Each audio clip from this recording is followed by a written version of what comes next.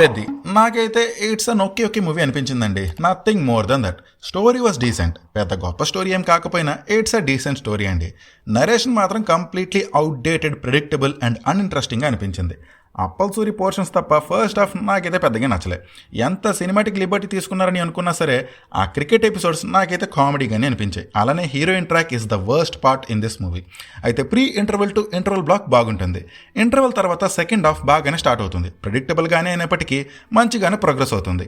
Second హాఫ్లో first కుస్తీ fight అనేంత వరకు మూవీ బాగానే ఉంటుంది. ఇక ఆ తర్వాత మూవీ చాలా క్లమ్జీ అయిపోతుంది.